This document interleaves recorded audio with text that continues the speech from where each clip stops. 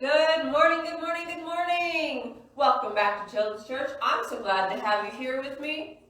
I know this month we're marching through Jesus' life, so all the important events, and today we're talking about his very first miracle, other than being born. So we're in the book of John, the Gospel John, so Big John as we like to call it, chapter 2, and we're going to jump right in at verse 1. On the third day, a wedding took place in Cana of Galilee. Jesus' mother was there, and Jesus and his disciples were invited to the wedding as well. When the wine ran out, Jesus' mother told him, "They don't have any wine." And Jesus said, "What has this concern of yours to do with me? My time has not come yet." "Do whatever he tells you," his mother told the servants. Now 6 stone water jars had been set there for Jewish purification, and each contained 20 or 30 gallons of water. Or would hold that. "Fill the jars with water," Jesus told them. So they filled them to the brim. He said to them, "Now draw some out and take it to the chief servant." And they did.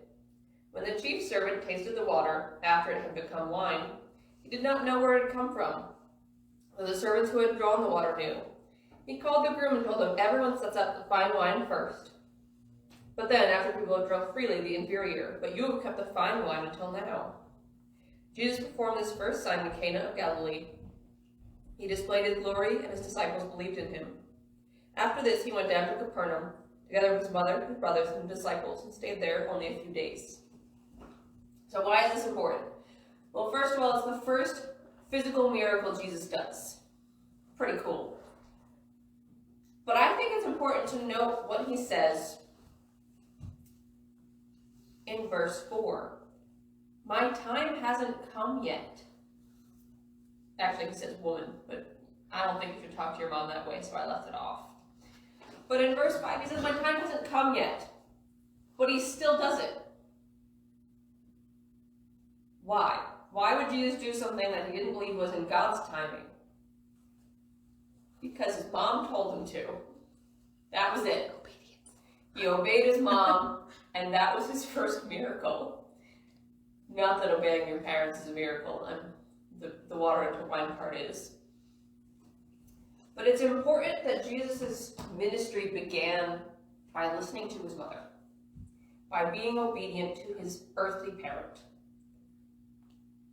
Same person who brought him into this world to be our Savior is the one who began his ministry by asking him to do something kind.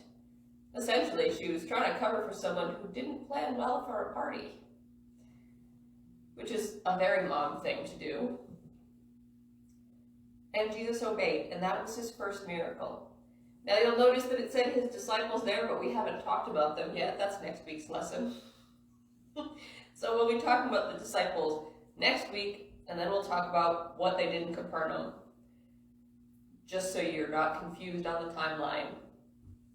I'm jumping around a little bit between books, because all 4 Gospels have an account of the life and times of Jesus, and they all tell it in slightly different orders. So we were in the book of John. One isn't really better than the other. I just happened to be reading from the book of John.